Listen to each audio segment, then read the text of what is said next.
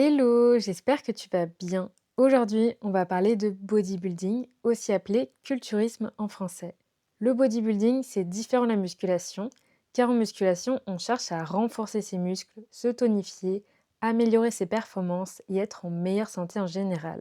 Par exemple, un nageur professionnel pourrait faire de la musculation pour améliorer ses performances en nage. Alors que les pratiquants de bodybuilding, ils vont aller plus loin. Ils vont vraiment rechercher à prendre beaucoup de masse musculaire, à sculpter leur corps en recherchant une certaine symétrie et une apparence physique très travaillée, avec parfois comme objectif de participer à des compétitions de bodybuilding. Maintenant que tu sais la différence entre musculation et culturisme, je ne vais pas te faire attendre plus longtemps car pour ce nouvel épisode, j'ai la chance d'avoir avec moi une invitée de taille. Et oui, je suis accompagnée de la belle Anissa qui va nous partager son expérience sur les compétitions de bodybuilding. Anissa, elle cumule 5 compétitions à son actif, avec notamment quelques victoires dans sa catégorie. Avant toute chose, je te préviens, cet épisode est divisé en deux parties, car on a beaucoup papoté avec Anissa, donc pour éviter d'enlever des parties intéressantes, j'ai simplement divisé l'épisode en deux. Donc c'est parti pour la partie 1. Anissa, c'est un plaisir de t'accueillir aujourd'hui sur mon canapé. Est-ce que tu pourrais, s'il te plaît, te présenter pour ceux qui ne te connaissent pas? Hello Marie, je suis hyper contente de faire partie de ce podcast. Donc moi je m'appelle Anissa, j'ai 31 ans. Je suis responsable de projet en informatique et c'est vrai que je pratique le sport depuis très jeune, depuis que j'ai 8 ans. Donc j'ai fait différents sports, j'ai fait de la gymnastique artistique, j'ai fait de l'escalade, j'ai fait de la boxe française, des arts martiaux et du bodybuilding. Incroyable. Ouais, Ah oui, je savais pas ça. Waouh. Tu m'as dit quoi, de la gymnastique artistique, ouais. Ça j'ai Waouh, été mon rêve. jeune. C'était de mes 8 ans à mes 16 ans. Donc là, avec les petits rubans, tout ça? Non, c'est pas ça, c'est vraiment les agrès, la poutre, le saut, le sol, tu Ok. sais, Ah ouais, très impressionnant. Simone Biles, quoi, ce qu'elle fait, quoi. Enfin, j'avais pas T'aurais son pu, niveau. t'aurais pu être la prochaine Simone Biles, mais incroyable. J'avais Dans pas une autre son vie. niveau, ouais, j'avais pas son niveau, mais en tout cas, j'aimais beaucoup ce sport, ouais. Bah, écoute, c'est une chance de t'avoir avec moi sur ce podcast aujourd'hui. Et si je t'ai invitée, c'est pour qu'on parle de bodybuilding, parce que tu as l'air d'être un peu la pro dans ce domaine. Et du coup, je voulais commencer cet épisode si c'est possible, que tu nous dises un peu en quoi ça consiste une compétition de bodybuilding pour ceux qui ne savent pas trop. Alors, le bodybuilding ou le culturisme en français, c'est une pratique, du coup, où tu vas chercher à développer ton apparence physique et te présenter sur scène pour répondre à des critères de catégorie selon une appréciation physique. Donc Ok. c'est vraiment basé que sur le physique, non sur les performances. Et si tu veux, tu vas avoir différentes catégories, que ce soit pour les hommes ou pour les femmes. Donc par exemple, pour les femmes, on va avoir les bikinis, ce qui est assez connu. Aujourd'hui, il y a beaucoup de personnes qui ont documenté des préparations de bikinis sur YouTube. Donc Mm. ce qui fait aussi que le sport, il a pris un peu plus en notoriété. Tu vas avoir la catégorie wellness, la catégorie figure, la catégorie body fitness et la nouvelle catégorie qui a fait apparition il y a à peu près 1 an, il me semble, qui est fit model. Pour Ok. les hommes, c'est pareil, tu as différentes catégories, men's physique, classique physique, 212 et open. Je crois que j'en ai oublié aucune, j'espère en tout cas. Ok, mais oh, il y en a plein, mais du coup, C'est ça. qu'est-ce qui va être différenciant entre les catégories? Ça va être par exemple bikini, les personnes vont se présenter, j'imagine, en maillot de bain. Et par exemple, tu m'as dit, je sais plus, fitness ou. Tu m'as sorti Alors, beaucoup de catégories. Qu'est-ce qui va changer? C'est c'est les surtout, critères de comme j'ai dit, mesure? c'est les critères d'appréciation physique qui changent, Ok, majoritairement. En fait, par exemple, pour la catégorie fit model, la nouvelle ouais. catégorie qui est apparue et qui permet aussi au bodybuilding de s'étendre et de se rendre Mm. plus accessible au grand public, on va avoir un taux de masse grasse qui est recherché qui va être moins drastique que pour les autres catégories. Ok, Donc un truc un peu plus lifestyle, tu vois, on va chercher ouais. plus une nana style que tu pourrais trouver sur la plage, on va dire Mm, dans les mm. magazines. Donc avec une musculature développée, mais pas trop non plus, avec un taux de masse grasse qui est assez sec, mais pas trop non plus. Ok, Alors c'est que compliqué. bikini, tu vois, tu vas rentrer dans une catégorie au-dessus, on va demander plus de musculature, Mm. on va demander plus de fessiers, on va demander plus d'ischio, plus de galbe de manière générale, plus d'épaules. Ok. Wellness, ça va être très axé sur le bas du corps. On va Mm. demander un bas du corps qui est très très développé comparé au haut du corps. Body fitness, c'est... Enfin, après figure, c'est aussi, pardon, j'ai oublié. C'est une catégorie, on va demander d'avoir un haut du corps qui est taillé un peu en V. Ok. Donc avoir vraiment une largeur de dos assez importante, plus importante qu'en bikini. Le posing aussi qui change, puisque le posing, c'est ce que tu fais sur scène. Ouais. C'est une sorte de chorégraphie qui te permet justement de mettre en avant ton physique par rapport à ta catégorie. Et tu vas avoir la catégorie body fitness, qui est une catégorie où là, on te demande une musculature qui est très très importante pour le coup. Et c'est ce qui faisait peur un petit peu à l'époque, que tu voyais sur les magazines de fitness des années Ok, oui, les 80, tu personnes vois. très gonflées. Exactement. Ok. Et pour les hommes, c'est pareil, tu vas avoir, on va dire qu'en tout cas pour les femmes déjà, tu as tout le temps un bikini. Ça ne change pas. C'est juste la coupe du bikini qui va changer un petit peu en fonction de la catégorie. Mais sinon, voilà, on va dire qu'on reste de toute façon sur des bikinis. C'est juste les coupes de soutien-gorge ou de bas qui vont différer un peu. Où là, tu as des obligations parce que sinon tu perds des points.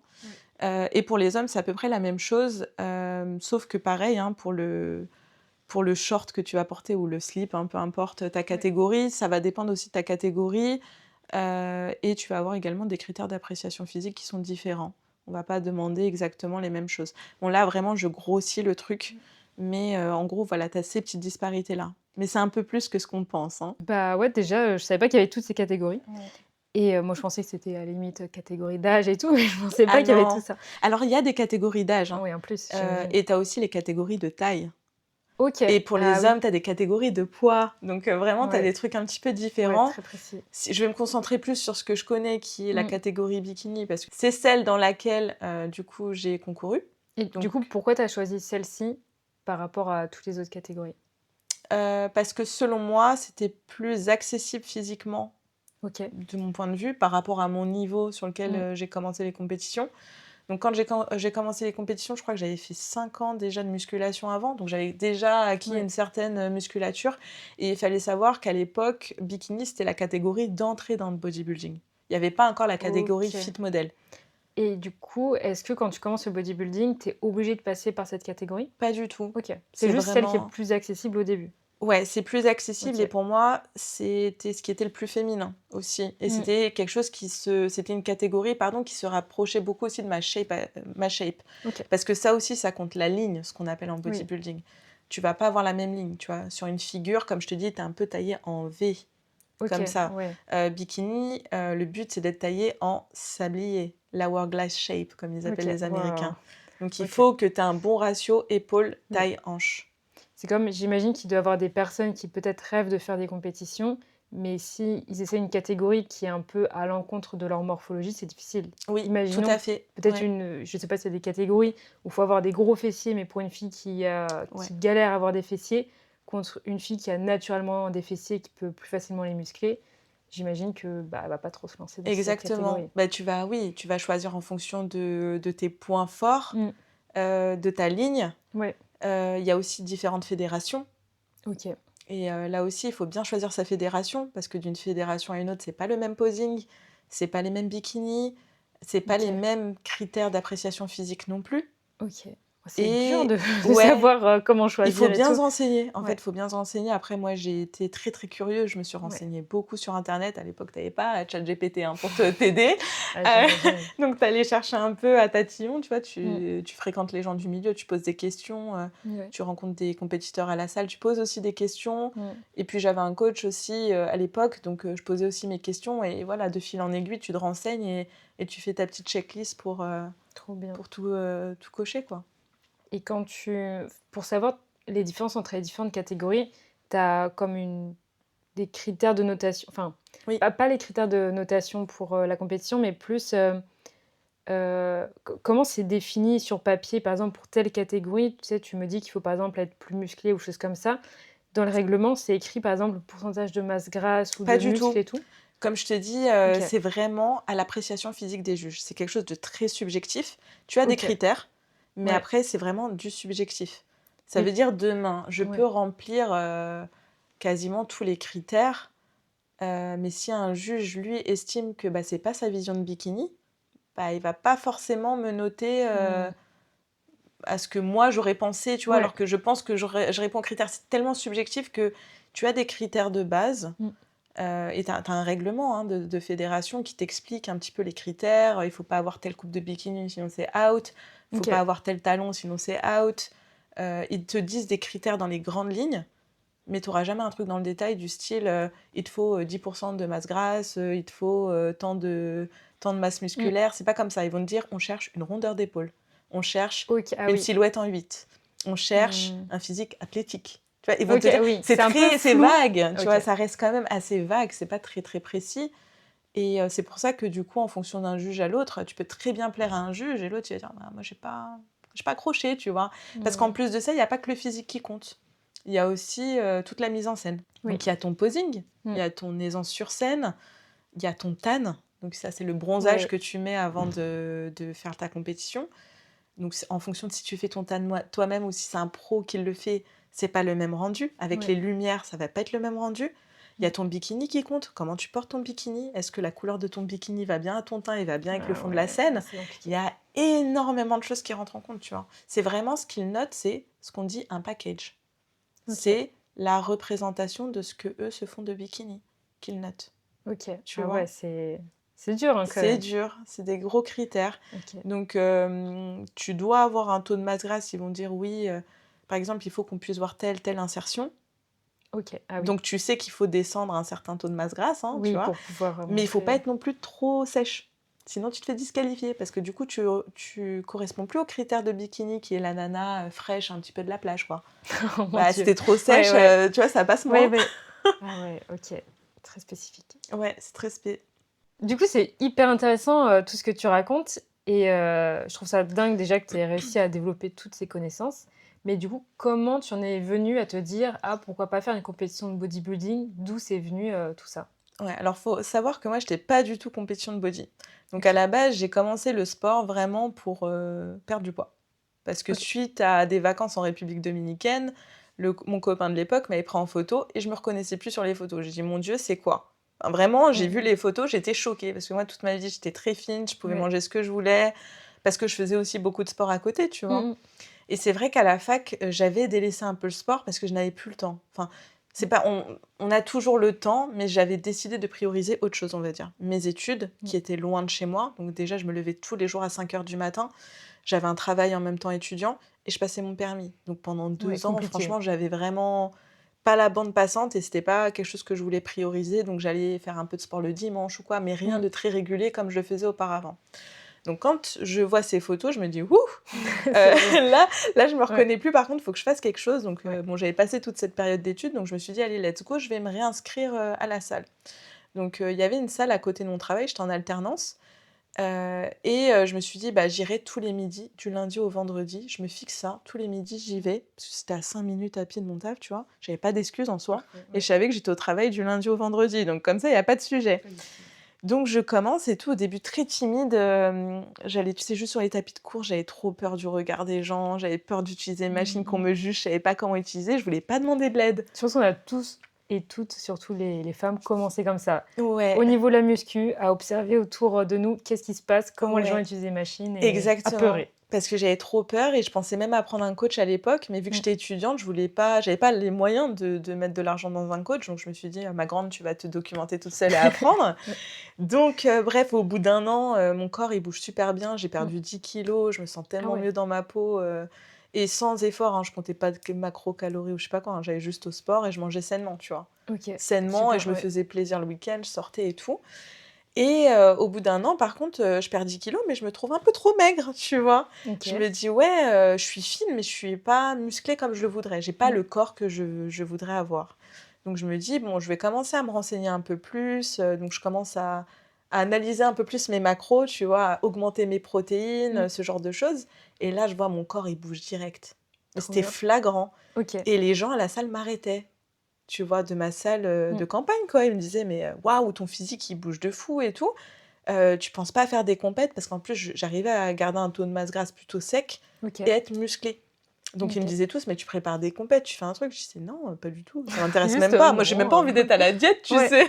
incroyable. Et bref, ça a semé quand même des petites graines dans mon esprit, et après, bref, avec le covid et tout, je me suis lancée sur Insta, et donc je OK. partageais juste mon lifestyle, je partageais vraiment mon sport et tout, et les gens commençaient à me dire: «Mais pourquoi tu fais pas des compétitions? Mais pourquoi tu fais pas des compétitions?» Donc en fait, Au fur et à un mesure, petit ouais. ouais, un petit truc par-ci, par-là fait que ça commençait à semer, l'idée dans ma tête, et un jour, j'en parle avec ma mère. Je dis: «Tu sais, il y a beaucoup de gens qui me disent: "Je devrais faire des compétitions de body et tout"». Elle me dit: «Bah, pourquoi tu le fais pas, en fait? Mmh. Tu as Elle a quoi à raison. perdre?» Mmh. Ouais. Et je dis: «Ouais, bah, elle a raison, en fait». Donc je sors, de cette conversation avec ma mère, j'écris à mon coach de l'époque, tu Ouais. vois? Et je lui dis: «Écoute, est-ce que tu pourrais me préparer pour une compétition? Moi, je sais que tu es pas préparateur physique et Mmh. tout et que tu es coach lifestyle, mais je me sens à l'aise avec toi et j'ai pas envie de donner ma confiance et mon corps à n'importe qui. Parce que Ouais, tu mets normal. quand même ta Mmh. santé, tu vois, en danger un petit peu. Enfin, tu peux mettre ta santé en danger». Donc je me sentais en confiance avec lui, donc je lui dis: «S'il te plaît, est-ce que tu pourrais m'accompagner?» Il accepte. OK. Donc il m'explique, il me dit: «Anissa, bon, on va commencer par une prise de masse, tout ça et tout». Donc on part sur, 6 mois de build. 6 mois, on augmente mes apports, Mmh. où, vraiment je commence à être full focus sur mon objectif de fin d'année. Parce que j'avais commencé en janvier et mon l'échéance que je souhaitais faire était, fin novembre. Donc ça me OK. laissait quand même le Ouais. temps. Malgré le fait que j'avais quand même bâti une certaine masse musculaire, comme je te dis, il y a des critères spécifiques à cette catégorie qui est la catégorie bikini. Et j'avais quand même des points faibles, tu vois? Moi, je faisais Mmh. vraiment un sport lifestyle, je ne faisais pas dédié à cette catégorie. Mmh. Donc voilà, c'est un peu, les gens qui ont semé un petit peu les idées autour de moi et qui m'ont fait, sauter le pas et mon coach de l'époque qui en tout cas, je le remercie encore aujourd'hui et je l'ai même Ouais, remercié à j'imagine. l'époque, hein, qui Ouais. m'a accompagnée et qui m'a fait vivre cette expérience qui était incroyable. En vrai, c'est assez dingue parce que je trouve ça hyper, hem, hyper cool de se dire que enfin, c'est les gens qui ont vu, le potentiel en toi, Ouais, qui c'est ont cru ça. en toi avant même que toi tu songes à faire ce type de Mais pour moi, compète. j'en étais pas capable, en fait. Ah ouais, mais je pense qu'on a tendance à se diminuer Ouais. et à pas se voir. C'est comme par exemple le fait de quand tu disais en République dominicaine, suite aux photos, tu te trouvais trop grosse. Bah, souvent, on se voit aussi plus difforme que l'on est Oui. vraiment Oui, oui, mais même là, et je regarde les photos, j'étais pas grosse, en fait, hein. Mais ouais, avec le aujourd'hui, je recul, bah regarde oui. les Mmh. photos, je me dis: «Mais en fait, ça allait», tu vois? Ouais, Bon, ça j'étais un peu plus grasse qu'aujourd'hui, mais normal. Mais j'étais pas grosse, j'étais pas en surpoids, mmh. je n'étais pas en obésité, ma santé n'était pas en danger, tout allait bien. Ouais. Mais, j'avais un je sais pas, j'avais un manque de confiance en moi à Mmh. l'époque qui fait que j'étais très focus sur mon physique à cet instant, Ouais. qui s'est dissipé par la suite parce qu'une fois que j'ai repris le sport un peu comme, quand j'étais jeune, hein, je Mmh. prenais juste plaisir à aller au sport Ouais. pour, mon bien-être, pour mon mental, pour tout ça, tu vois? Mais moi, c'est vrai que pour moi, je m'en sentais pas capable. J'étais en mode, je serais incapable de tenir une diète. Aussi parce que j'ai eu des TCA par le passé. Ça, faut le OK. savoir, Mmh. j'avais eu des TCA quand j'étais jeune, et c'est ça aussi qui m'avait fait prendre du poids aussi un peu. C'est que, bref, j'étais partie chez le médecin qui m'avait dit à l'époque: «Commence à faire attention». Je pesais 54 kilos pour 1,60 m, hein, rien d'alarmant. C'est Et pas lui, il m'avait ouais. dit: «Ouais, commence à faire attention parce que tu prends du poids». Donc moi, dans ma tête, sonnette d'alarme et Ah tu vois, ouais, OK. j'avais enchaîné un peu des régimes qu'il faut pas faire, tu vois? Mmh. Du camp, des trucs comme ça et du coup, après, j'ai développé des TCA aussi, tu vois? Et j'avais peur de retomber là-dedans, de me dire, régime, TCA. Oui, je vois ce que tu veux dire. Juste pour ceux qui ne savent pas ce que c'est, les TCA, c'est les, troubles du comportement alimentaire. Ouais. Donc ça va être, tout ce qui va être, le fait de boulotter parfois et ensuite de vomir, ce qu'on a mangé pour essayer de perdre du poids Mmh. ou se restreindre et ne rien manger. Enfin, c'est, avoir un comportement au niveau de la nourriture qui n'est pas normal, avoir une mauvaise relation envers la nourriture, mais qui en devient limite maladif, Oui. malheureusement. Et je pense qu'il y a énormément de personnes qui ont des TCA, notamment à cause des réseaux sociaux. Et effectivement, c'est difficile d'avoir une bonne relation avec la nourriture. Il y a beaucoup de personnes qui ont peur de compter, bah, leurs calories justement, à cause de ça, de peur de tomber dans des TCA ou de les renforcer. Mais c'est bien si tu as réussi. J'imagine que, bah, grâce aux compétitions, si tu as réussi à les faire, tu as peut-être aussi réussi à soigner ta relation, avec la nourriture. Enfin, on en parlera, je pense, plus en Ouais. détail après. Mais en Mmh. tout cas, Mmh. c'est assez dingue, ouais, que bah, déjà que peut-être que tu as aussi un bon métabolisme parce que le fait que tu aies réussi à avoir des changements assez Oui. rapidement, sur ton corps, le fait que tu aies perdu beaucoup de poids d'un coup, que tu aies vu, des changements au niveau musculaire assez rapidement et que des gens sont venus te voir en te disant: «Waouh» et tout, en vrai, c'est Ouais. top.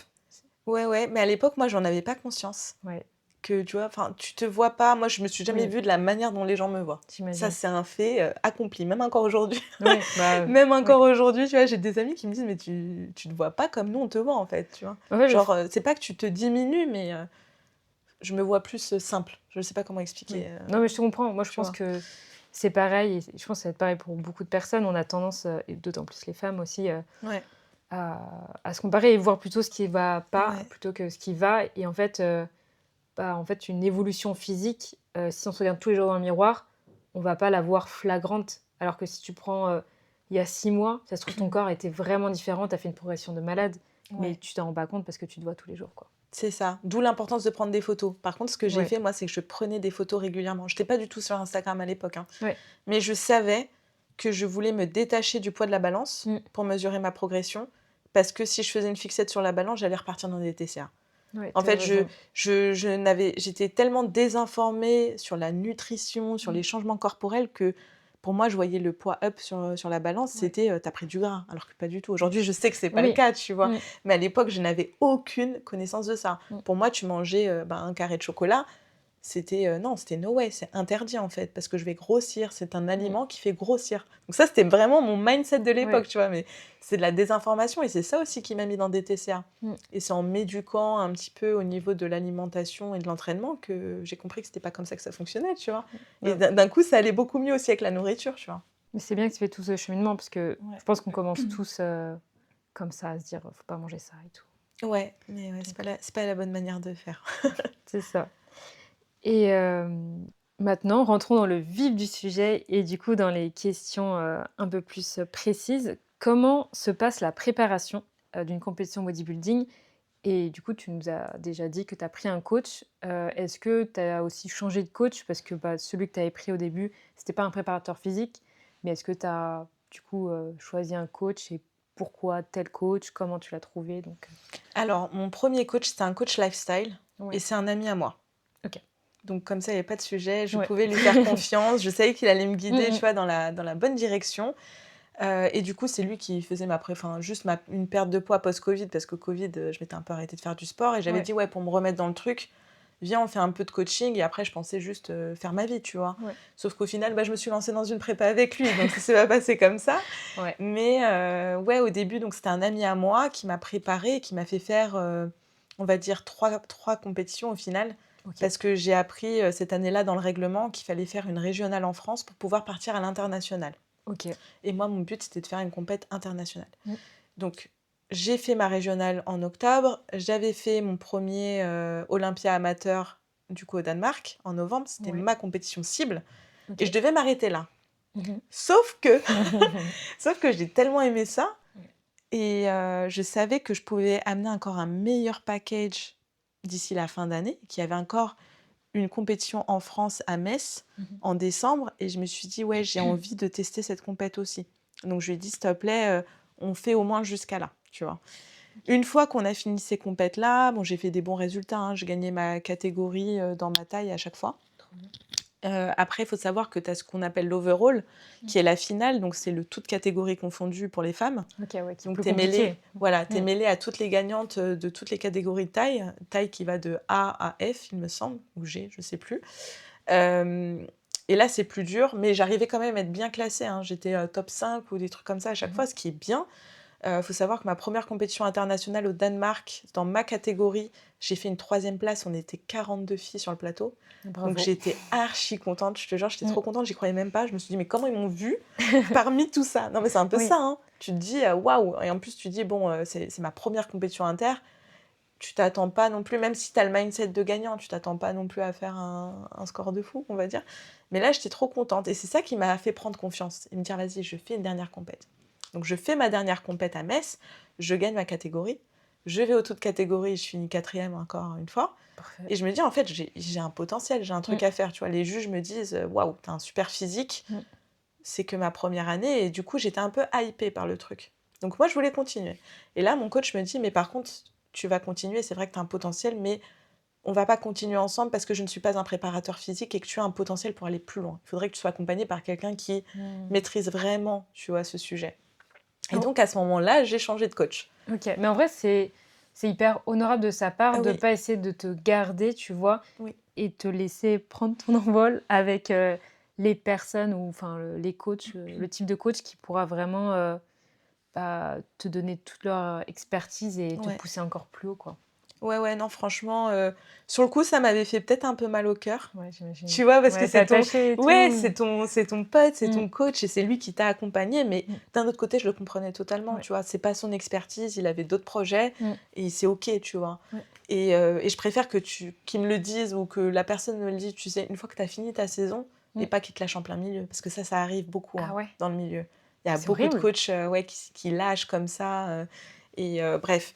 Donc moi, j'étais contente. En tout cas, OK. il a été très carré avec moi. Bon, c'est toujours mon ami, hein, y a pas de sujet. Hein. Mais OK. voilà, en tout Ouais. cas, voilà, je suis partie prendre un autre coach du coup. Je me suis OK. dit, allez, let's go, il faut rechercher parce que moi, l'année prochaine, je veux repartir, ça c'est sûr. Bon, je savais qu'il fallait que je refasse un off-season derrière. Ce qu'on appelle un off-season, c'est une saison d'amélioration. Tu vas améliorer ton physique, un corps, et aussi tu vas retrouver un équilibre hormonal. Parce que forcément, en fin de prépa, tu es très fatigué, ton corps il est fatigué, il a été drainé, tu te surentraînes, tu te dénutris. Voilà, donc Pas du il faut te remettre en santé, reprendre de la masse musculaire aussi, reprendre un peu de poids, avoir un poids sain pour pouvoir repartir de plus belle avec un meilleur package quelques mois plus tard. Le bodybuilding, c'est un marathon. C'est pas quelque chose, il faut prendre le temps, tu vois. Ça, il y a beaucoup de gens qui ont du mal à le comprendre, c'est que un physique, ça se construit sur des années. Ah bah ouais. Vraiment. Et même quand tu le fais et que tu fais tout bien, tout carré et tout, ça prend du temps. Donc, une fois ça, j'ai pris un autre coach aux États-Unis très très connu qui prépare des athlètes qui vont à Olympia et qui gagnent Olympia. OK. Bref, moi je suis partie un peu au culot. Hein. Je suis partie Non, t'as raison. toujours. Il faut, Il hein, faut. si on veut quelque chose dans la vie. Voilà, il faut. Donc, écoute, j'écris au gars en question parce qu'en plus, j'écoutais ses podcasts. C'est lui qui m'a appris beaucoup de choses sur la catégorie bikini, tu vois. Parce qu'à l'époque, je te disais, je me renseignais pour mes premières compètes, c'était via son contenu. Donc, je me suis dit, let's go. Je sais que lui, ce qu'il raconte, c'est vrai. En tout cas, ça me parle. J'ai l'air. Enfin, il me met en confiance, entre guillemets, let's go, je vais vers lui. Donc, je lui envoie des photos de mon physique fin décembre. Ouais. Et il me dit, ok, ouais, t'as un physique qui est déjà vraiment pas mal pour une première année. Il y a un potentiel, il y a quelque chose à faire. Après, voilà, il y a quand même du travail. On va pas se mentir, il y a ci, ça, mais très, très objectif et tout. Et moi, j'adore les gens qui te disent les choses cash, tu vois. Sans être méchante, désobligeant ou quoi. Mais il te dit, ouais, il va falloir travailler sur ça, on peut faire ça, ça. Let's go. Moi, j'ai dit, allez, c'est parti, let's go. Voilà, je veux être coachée par un coach de ta team, en tout cas. Parce que lui, son prix était exorbitant. J'avais pas les moyens. C'est très très cher les coachs aux États-Unis et encore plus ceux qui sont réputés. J'imagine. Et d'ailleurs, même les compétitions sont chères, je crois. Les compétitions sont très chères aussi. C'est un vrai budget. C'est quoi le minimum, tu penses, pour une compétition ? Je dirais, il n'y a pas de minimum, il n'y a pas de maximum. Tout dépend de ce que tu veux amener sur scène et aussi de où tu concours et de quelle compétition tu concours. Une compétition en France sera moins chère qu'à l'international. Déjà parce que tu as moins de frais de déplacement, parce que voilà, il y a pas mal de choses et il y a aussi le prestige de certaines compétitions. Il y a des compétitions qui sont très connues. Les Olympia amateurs, c'est très connu parce que forcément Olympia, c'est le nom qui parle. Il y a des pro-qualifiers en Europe qui sont très connus, notamment au Portugal, Mister Big Evolution. Il y a également en Espagne et c'est des prix qui sont plus onéreux, mais c'est des shows, c'est des vrais shows. Tu vois, c'est à l'américaine un peu. Ouais, c'est des shows à l'américaine. Donc on va dire ça justifie un peu le prix. Mais à côté de ça, tu as le bikini qui est très cher. Il faut que tu t'achètes les chaussures, c'est très cher. Tu as ta diète aussi qui est très chère. Hein, parce qu'il faut se dire qu'à la fin, tu manges que du poisson blanc, par exemple. C'est pas le même prix que du poulet. Ah oui, ok. Quand on te dit, voilà, il y a ça, il y a tous les compléments associés, il y a le tan, il y a la coiffure et le maquillage sur place. Encore une fois, ça dépend si toi tu le fais toi-même ou pas. Mais si tu le fais toi-même, il y a des risques que tu n'aies pas ton fond de teint qui soit accordé à ton tan. Donc tu vas avoir la tête blanche et tu vas avoir le tan, le corps tanné. Du coup, c'est professionnel. Les juges, ils le comptent dans le package, tu vois. Donc tu te dis, en fait, pour faire les choses bien, il faut quand même mettre le prix, la coiffure, le maquillage et tout. Il y a pas mal de choses. Donc tu as la licence, tu as l'inscription à la compétition. L'inscription, en général, à l'international, c'est 500 € et plus. Hein. Juste l'inscription. À côté de ça, tu as le TAN, compte à peu près 200 €. Tu as tes frais de déplacement, tu as ton logement, tu as ton avion, tu as tout un tas de choses. Donc, tu es très facilement autour des 1500 € la compète, quoi. 1500 ? Ouais. Ok. Ouais, c'est cher. Pour une compète inter, on va dire. Et encore, ça dépend. Si tu vas aux États-Unis, c'est plus cher. Puis en plus, dedans, tu n'as même pas le prix du coach qui est inclus. Donc non, là, ça doit non, je compte pas l'abonnement salle de sport, je compte pas le coach, je compte pas tout ça. Hein. Là, je te parle juste frais, tan, bikini, chaussures, coiffure, maquillage, bouffe un petit peu aussi, et frais de déplacement. Et l'inscription à la compète. Là, c'est vraiment... Bon, faut faire un peu des économies avant de faire une compète. C'est un sport de riches pratiqué par les pauvres, comme on dit. C'est vraiment ça, le bodybuilding. Hein. C'est un sport de riches pratiqué par les pauvres, c'est très très cher. Comme tu dis, il faut mettre de l'argent de côté si tu veux faire ça. Et forcément, ça te demande des sacrifices à côté aussi, tu vois. Mais du coup, oui, de toute façon, pour préparer des compétitions de bodybuilding, tu fais certains choix de vie, et tu vas pas, aller tous les jours au resto, tout ça. Donc on va dire que ça limite des dépenses que tu peux réinvestir dans ta compète. Et est-ce que, pour le coup, tu peux, me détailler, enfin nous détailler un petit peu comment ça se passe, la préparation? Combien de temps, ça prend et quelles sont les étapes? Alors, il y a pas d'étape et il y a pas de durée. OK. Ta vie est une préparation. Je m'explique. OK, vas-y. Tout dépend de ton physique de point de départ, en Ouais, fait, OK, et de la logique. Ouais. catégorie sur laquelle tu veux concourir. Mmh. Demain, ça fait 1 an que tu fais de la musculation, du bodybuilding et que tu veux être en body fitness, ça va pas se faire en 1 an ou en 3 semaines, tu vois? Ouais, ouais, Tu c'est vois? vrai, oui, j'imagine. Donc ça dépend vraiment du temps. On va dire que je vais parler dans mon cas, ce qui est, catégorie bikini. Tout dépend aussi de ta masse musculaire, en Mmh. fait, que tu as déjà développée au fur et à mesure des années. Mais pour faire court, je dirais que pour faire bikini, il faut à minima avoir fait 3 ans de musculation sérieuse, OK. déjà, comme point de départ. Ouais, trop bien. Parce en dessous de ça, tu n'auras pas assez de masse musculaire. Un corps, ça dépend vraiment de la génétique, ça dépend de plein de choses. Là, j'essaie un peu de généraliser, mais vraiment, ça dépend de ton point de départ. Mais on va dire pour une personne, elle est à peu près lambda, qui a une bonne génétique, qui s'entraîne bien, qui fait à peu près attention à ce qu'elle mange. Au bout de 3 ans de musculation, tu as quand même acquis un physique qui est allez, assez mature musculairement pour pouvoir prétendre à des compétitions. Donc, en fonction de ça, tu vas avoir des points forts et des points faibles physiques. Ouais. Donc, il va falloir analyser tes points faibles par rapport à ta catégorie. Mmh. Et si tu as des points forts qui ne correspondent pas à la catégorie, il va falloir aussi downgrade le volume là-dessus. Ah ouais, Demain, mais tu as trop de volume. Demain, tu as un dos qui est hyper large. Je sais pas, tu as fait toute ta vie de la natation. ouais, Ça sera trop large pour bikini, peut-être. Donc, mais il va peut-être falloir arrêter de bosser le dos un petit peu. Et peut-être plus te concentrer sur tes fessiers qui ont été moins développés. mais du coup, c'est dur aussi ça de se dire qu'il faut parfois se diminuer à Oui, certains endroits. ah, tout à fait. Moi, C'est complexe, hein? il y a des années où, bah, on va dire depuis, allez, sur quasiment toutes mes préparations, Mmh. en peut-être 3 ans de prépa, j'ai dû, bosser les quads peut-être 1 mois dans ma vie. Parce que j'ai un point fort qui est quadriceps, en fait.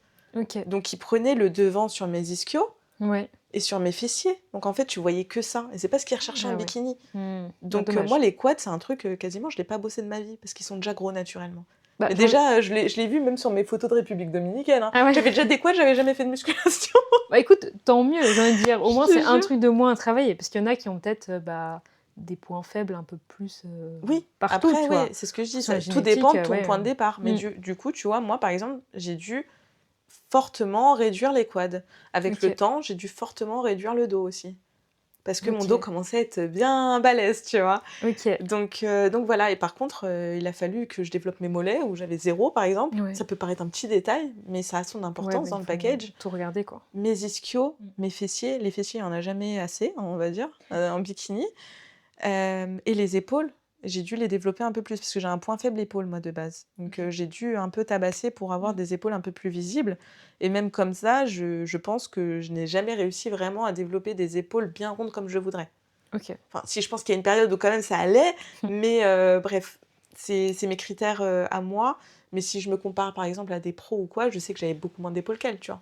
Ouais. Donc voilà, une préparation, ça va vraiment dépendre de ton point de départ, de la catégorie dans laquelle tu veux concourir Mmh. et ensuite, bah, tu vas avoir des phases de prise de masse, si tu as besoin de masse musculaire.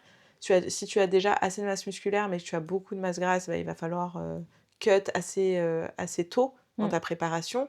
Donc commencer un déficit progressivement, peut-être aller à, je sais pas, à 6 8 mois déjà de ta compète, commencer à dégraisser, tu vois? Ça OK. va vraiment dépendre. Ouais, c'est On va difficile. dire que moi, dans mon schéma classique, sur ma première compétition, puisque j'avais quand même acquis une certaine masse musculaire, j'ai fait 6 mois de build, donc une Mmh. prise de masse propre, je tiens à le préciser, c'était pas un je bouffe n'importe quoi ou quoi, OK. j'avais une diète stricte. D'ailleurs, j'étais sur une diète stricte, ce qu'on appelle une diète stricte, c'est un plan alimentaire. Je devais suivre tant de grammage chaque jour sur tous mes repas et tout. Je Mmh. fonctionnais pas avec les macros, c'était mon coach qui gérait ça. Moi, OK. j'appliquais juste le plan. Il fallait OK. que je déconnecte mon cerveau et que je ne réfléchisse pas. C'était plus simple pour moi. OK. Donc voilà, moi, c'est comme ça que je fonctionnais. Après, ça dépend encore des personnes, hein. Il y en a qui fonctionnent très bien avec les macros et ça leur va très bien. Moi, je sais que c'était pas mon cas, fallait que j'applique. C'était plus simple, Mmh. déconnecter mon cerveau. Donc voilà, j'avais fait 6 mois de build et ensuite, donc prise de masse propre, donc j'avais pas pris trop de gras, donc c'est bien, ce qui permettait aussi derrière de pas faire une sèche trop drastique pendant, je sais pas, X mois. Ouais. Parce que le risque aussi, si tu fais ça, c'est que tu vas perdre beaucoup de masse musculaire dans le process. Donc toute la masse musculaire que tu auras acquise, au final, elle va repartir dans ta sèche. C'est inutile. Ouais, et c'est difficile ça de garder un équilibre pour Oui. maintenir ton muscle tout en diminuant ton taux de masse grasse. Ça, je pense que c'est le plus gros défi peut-être en muscu et en body quand tu veux avoir un certain physique. C'est comment faire pour sécher sans cramer tes muscles. Tout simplement parce que c'est contre nature le bodybuilding. Ah. Ton corps n'est pas fait pour être musclé et sec à la fois. Ok. Tu peux sécher, Ouais. même tu peux sécher à des taux de masse grasse impressionnants, mais tu perdras toujours de la masse musculaire dans le process si tu n'es pas sous certaines substances. Ok. C'est obligé. Ça n'existe pas que tu ne perdes pas de masse musculaire. Il y en aura forcément un petit peu qui sera impacté, voire beaucoup si tu fais mal les choses comme j'ai expliqué. Ok. À contrario, tu peux être très musclé mais tu ne seras, et volumineux, mais tu seras jamais totalement sec. C'est contre nature pour ton corps. Ouais. Si tu veux prendre la masse musculaire, il faut build, il faut manger. Donc tu vas amener du gras forcément. Tu peux rester dans un taux de masse grasse qui est correct, hein, mais ce ne sera pas un taux de masse grasse de bodybuilder tel que tu le verras sur scène. C'est contre nature. Sauf si tu prends voilà, des substances qui peuvent t'aider à ça. Mais justement, tu es obligé de le faire parce que c'est contre nature. Ouais. Ok. Donc, le meilleur moyen de ne pas trop perdre sa masse musculaire tout en séchant, c'est de faire les choses très, très progressivement. Donc, tu continues toujours la musculation et tu perds du poids très, très progressivement. Tout ce qui est fait progressivement et sur le long terme te garantira d'avoir un physique, on va dire, le plus complet et en perdant le moins de masse musculaire possible au final. Mais tu en perdras quand même un peu. C'est obligé. Et du coup, là, tu as fait 6 mois de prise de masse, Et après, j'ai fait 3 mois de sèche, pardon. J'ai 3 pas mois de fini. sèche. Et après, t'as juste fait ça ou est-ce que tu as refait après une prise de masse et ressèche Mais en fait, j'ai fait ma sèche jusqu'à ma première compétition. Ouais. Donc qui était une régionale. Je savais que je n'étais pas encore prête physiquement. J'étais quand même sèche, mais je Mm. n'étais pas au taux de masse grasse attendu par les juges à l'international. Ok. Donc je savais qu'après cette compétition-là, bon, il me reste encore un mois d'échéance, donc il fallait que je poursuive ma sèche encore un mois Ok. pour espérer être compétitive à l'international. Donc j'ai fait ça, et du coup j'ai fait ma compétition à l'international. Et après, quand j'ai voulu repartir pour le mois suivant, bah, tu repars un peu en déficit aussi. Parce que tu peux pas réaugmenter tes calories comme ça, du jour au lendemain. Tout doit se faire dans la progression. Parce que si tu fais ça, bah, ton physique, il ressemblera plus à rien. Tu vois. Ok. Ouais. Donc, c'est pour ça que je dis qu'en réalité, il n'y a pas de temps de préparation. Une fois que tu décides d'aller dans le bodybuilding, ta vie est une prépa. Tu es censé suivre une diète toute l'année. Tu es censé t'entraîner toute l'année. Ouais, c'est super dur. Je te dis pas qu'il n'y a pas d'écart. En prise de masse, tu peux te permettre, tu vois, un petit peu plus parce que déjà tu manges plus, mais tu peux te permettre un peu des sorties tant que tu es un peu loin de ton échéance, mais sans être dans l'abus non plus. Ouais. Tu vois. Mais en fait, ta vie devient une prépa. Ta vie devient une prépa. Et n'importe quel bodybuilder te le dira. C'est pas vraiment. Il n'y a pas de phase, il n'y a pas de durée. Ta vie devient une prépa parce que tu vas chercher l'amélioration continue, tu vois. Donc c'est indéniable. Ok. Et en fait, ça veut dire que, imaginons, moi demain, je veux faire, je vais pas le faire, mais je veux faire, imaginons, hypothétiquement, euh, une compétition de bodybuilding. Je vais aller voir un préparateur physique. Il va m'analyser et me dire, ok, toi, tu as besoin de faire une sèche. Il va me faire une sèche de X temps et ensuite prise de masse. Et en fait, il y a une première analyse de ton physique. En fonction de ça, il va adapter le training et la diète. Ouais. Ok. Exactement. Et après, voilà, tu as des updates en fonction de la compétition. Je dirais que normalement, il faut déjà un update hebdo, ça c'est sûr. Ok. Et plus tu te rapproches de la compétition, plus tu fais des ajustements au jour le jour, même voire aux heures, heure après heure sur tes journées, quand tu te rapproches vraiment de ta compète, tu vois. T'envoies, je sais pas, tu as des bilans, ce qu'on appelle des bilans. C'est t'envoies ton physique, pose de face, pose de dos, pose de profil, à ton coach qui t'analyse et qui te dit, ok, donc là, tu es un peu plate. Donc, par exemple, tu n'as pas tes muscles assez remplis. On va augmenter un peu les glucides. Ça va permettre de remplir tes muscles de glycogène et d'apporter cette rondeur qui est recherchée. Tu vois, il fait ces ajustements comme ça, tu vois. Et du coup, il te le fait à distance. Enfin, c'est un coach à distance ou est-ce que c'est un coach qui va... Ok. En général, c'est à distance. Et pour les trainings, comment ça se passe? Combien de fois tu devais t'entraîner? Est-ce que tu veux faire quand tu faisais la sèche, est-ce qu'il fallait faire plus de cardio? Enfin, Ouais. comment il a adapté, l'entraînement? Alors, moi, au début, je m'entraînais 5 fois par semaine, donc ça, c'était un peu mon plan, de base, hein, quand Ouais. j'ai commencé la muscu. Avec les compétitions, je passais à 6 parce qu'il fallait Mmh. rajouter du volume sur certains points faibles et en plus de ça, il fallait rajouter du cardio. Donc le cardio, il se rajoute progressivement. Au Mmh. début, tu en fais, je sais pas, on va te dire 20 minutes par jour, OK. tu vois, à jeun ou je sais pas, peu importe. Mais après, ce qui se passe, c'est que ton corps, il s'adapte. Et c'est là où je te dis que le Mmh. bodybuilding, il est contre nature. Ton corps, il va constamment rechercher l'homéostasie, alors qu'au bodybuilding, tu vas constamment rechercher à ce que ton corps ne s'adapte pas. OK, Tu ouais. vois? Donc, au début, tu vas faire 20 minutes de cardio, voilà, pour perdre du poids. Tu vas perdre du poids, ça se passe bien, top. Au bout d'un moment, ça va stagner. Il va falloir, faire un petit, Mmh. tu vois? Faire un petit changement pour que ton physique bouge, hein, dans un sens ou dans un autre. Mmh. Donc si tu veux encore, diminuer ton taux de masse grasse, il va falloir jouer ou sur le cardio, ou sur la diète, ou sur les 2. Ça dépend, tu Ouais. vois? Donc au fur et à mesure, ton cardio, il va augmenter. Tu vas passer de 20 minutes à 30 minutes et puis après, on va te rajouter du cardio post-training. Allez, encore 10 minutes. Donc tu vas passer à 40 minutes, puis 45 minutes. Au final, à la fin, tu es à peu près à 1 heure de cardio par jour, Plus la muscu, du plus coup. la muscu. Et OK. après, ça dépend encore une fois de ton point de départ, mais on va dire en règle générale et encore je m'estime chanceuse parce que j'ai un très, très bon métabolisme. Mmh. Moi, j'ai toujours eu un corps qui répondait très simplement.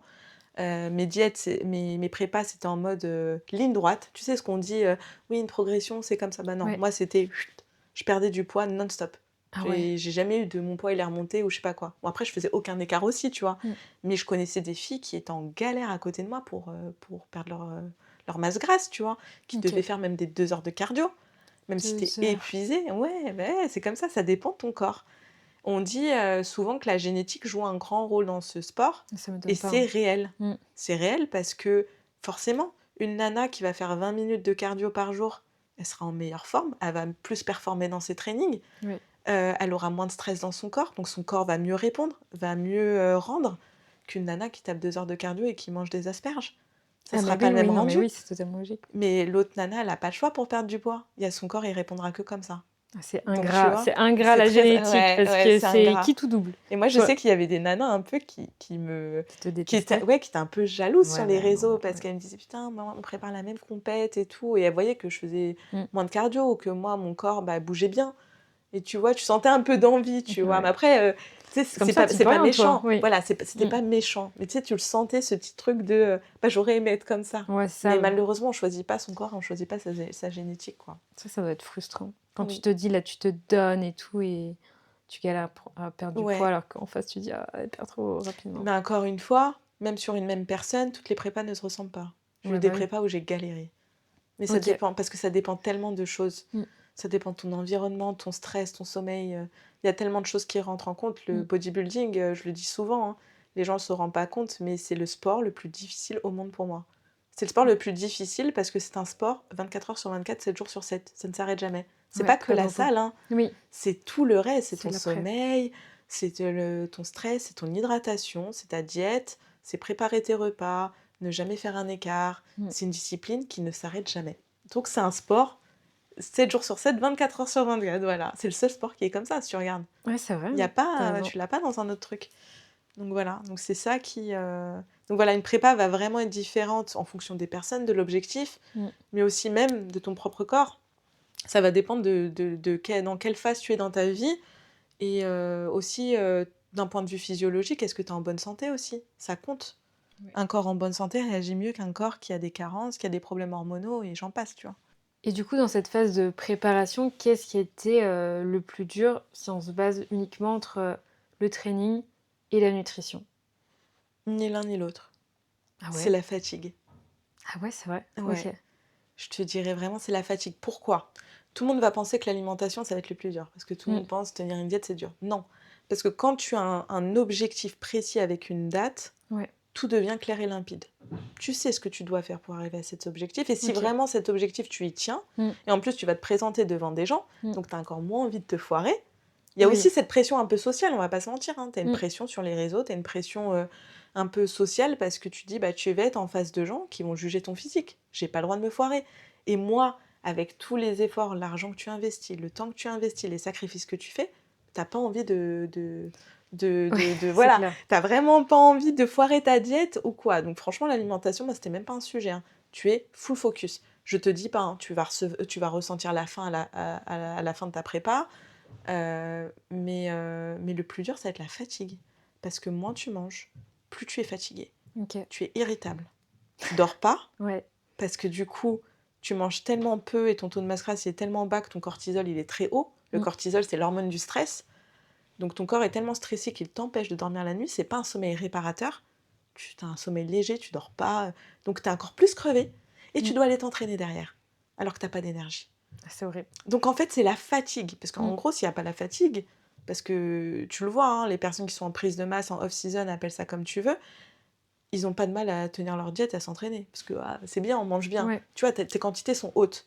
Mais là, quand tes quantités sont basses, que tu es fatigué, que tu es de mauvaise humeur parce que tu manges pas. Bah, oui, oui, Et c'est c'est réel, logique. Oui, hein, non, mais franchement, normal. ça a un impact non négligeable. Je suis désolée, il faut le dire. Mmh. Ton sommeil est pas bon. Et du coup, ta récupération n'est pas bonne. Et du coup, tes perfs sont pas bonnes, en fait. Donc, tout, tu vois, c'est très dur à manager. Et à côté de ça, ta vie, elle continue, elle s'arrête pas, hein. Tu dois te lever pour aller bosser. Tu dois aller faire tes courses, tu dois aller faire ton ménage. Enfin, t'as tout un tas d'obligations de vie. Ouais.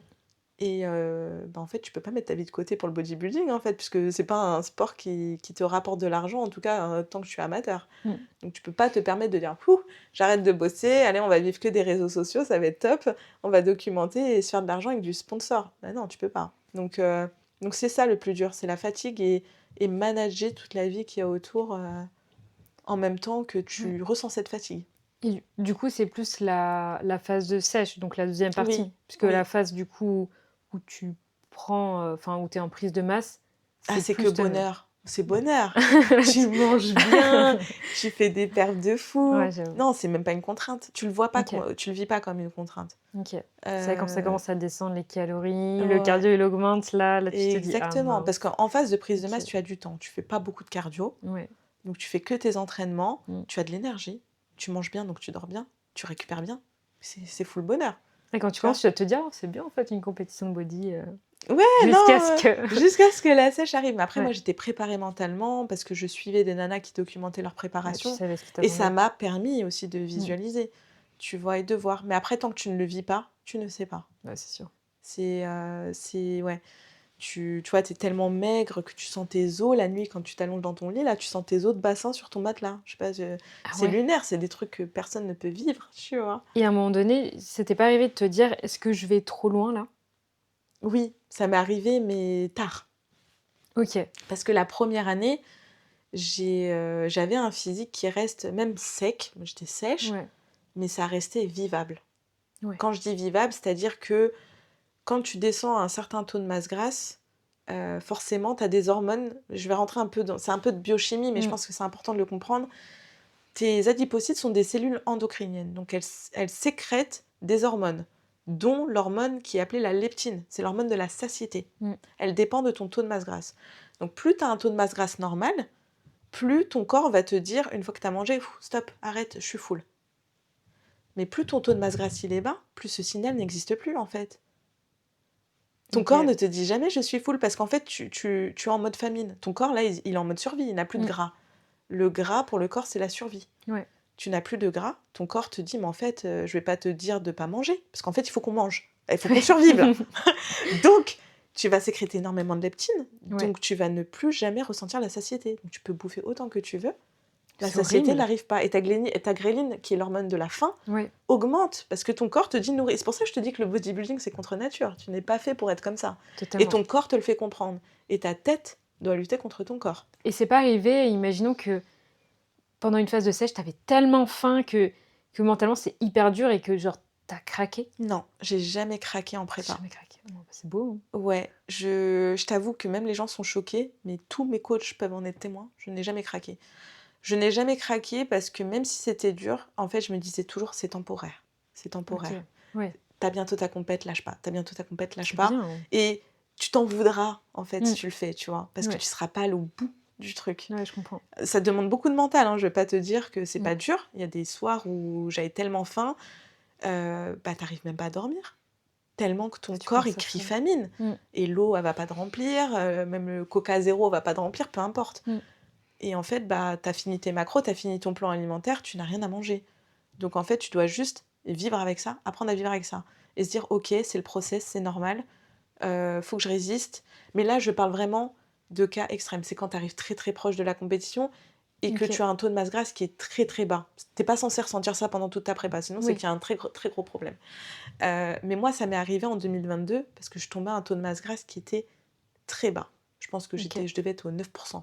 Quand je te Ah, dis, c'est on voyait super bas pour tout, une femme. on voyait toutes mes veines de partout, hein. J'ai vu des Ok. veines que je n'ai jamais vues de ma vie. Il y avait une veine qui partait de ma fesse Ouais. et qui allait jusqu'à mon talon, je la voyais. Ah wow, ça va faire bizarre quand À même. la salle, mais tout le monde me regardait comme si j'étais un monstre un Oui. peu. Tellement j'avais des veines de partout. J'avais des veines sur tout le ventre, Ouais. j'avais des veines sur tous les bras, j'en avais sur toutes les cuisses. C'était impressionnant. Ah ouais. Ça t'a jamais fait peur? Un peu parce que je commençais à ressentir des symptômes que mon corps me disait stop. Ouais. Mais je me disais, il faut que tu tiennes parce que t'as ta compète. Mm. Mais par contre, tu feras cette compète et après t'arrêtes. Donc en 2022, c'est pour ça que j'ai fait qu'une compétition. Enfin, j'en ai fait 2 techniquement, mais il y avait qu'une semaine d'écart. Après, j'ai dit, ouais, il faut que j'arrête. Là, il faut que je reparte en off parce que j'ai perdu tellement de masse grasse. Et en plus, du coup, j'étais hors catégorie, hors critère de la catégorie. Parce que ma coach à l'époque avait peut-être mal évalué. Après, il y a la distance et tout, j'en veux pas, hein, tu vois, c'est pas le sujet. Mais c'est vrai qu'à distance, avec les photos, les vidéos, c'est pas la même chose que le voir en vrai. Bah ouais, en Tu plus te en rends pas fonction de compte. l'angle, la Et luminosité, tout exactement, ça ça. change tout. Et moi, je Ouais. sais que j'étais trop sèche et j'avais perdu beaucoup de masse musculaire. Je pesais sur scène 45 kilos pour 1m60. 45. Je fais aujourd'hui 59-60 kilos. 45. J'étais très maigre. Parce que moi, je fais 1m60 et demi. Ouais, on fait à peu près la Tu vois, même on taille, fait la c'est même cool. taille. Mais du coup, moi, mais 45 kilos, mais moi, j'existerais même pas 45 kilos. Je sais même pas comment t'as fait pour atteindre à ce point. C'était très dur. Waouh. Ça demande énormément de mental, mais du coup, forcément, ma santé commençait à en pâtir. J'ai dit stop. J'ai dit Ouais. là, il faut savoir se dire Très bien stop. fait. Et j'ai dit, ok, je fais cette compétition parce que j'ai bossé toute l'année pour. Je peux pas, moi, je peux pas abandonner. Je suis pas Non, une c'est bien. quitteuse, voilà. Il T'as le fallait que mental. j'aille au bout du Ouais. truc. Mais je savais que j'aurais pas forcément le résultat attendu parce que je savais que mon corps n'avait pas répondu comme il faut. Quand ma coach a vu que je commençais à être trop sèche, elle a augmenté les calories.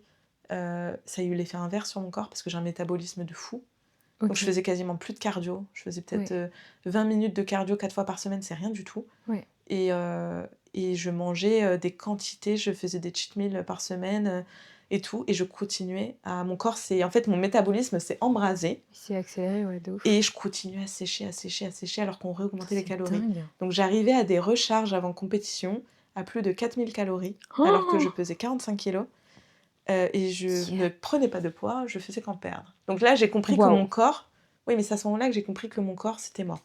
Ouais, En fait, là, il était cramé. Ouais. Au-delà de ça, j'avais d'autres symptômes, tu vois. Je commençais à marcher dans la rue, je sentais comme des ruisseaux entre mes jambes, comme si je me pissais dessus. Et ça, c'est un symptôme que ton système nerveux est HS, en fait. Parce qu'il se passait littéralement rien. Je marchais dans la rue. Ouais. Le moindre effort me fatiguait au possible. Rien que descendre mes poubelles, j'en pouvais plus. Tout te fatigue. Et là, je me suis dit, en fait, ok, bah là, en fait, mon corps ne répond plus comme nous, on le voudrait. C'est signe qu'il faut l'écouter, que stop, tu vois. Donc, j'ai eu cette aisance d'esprit de me dire, ok, je repars en off, je reprends du poids, et voilà. La première partie de l'épisode est désormais terminée. Mais ne t'inquiète pas, la discussion avec Anissa continue dans une deuxième partie où elle va nous confier encore plein de secrets sur le bodybuilding. Alors on se dit à très vite dans la deuxième partie. Bisous!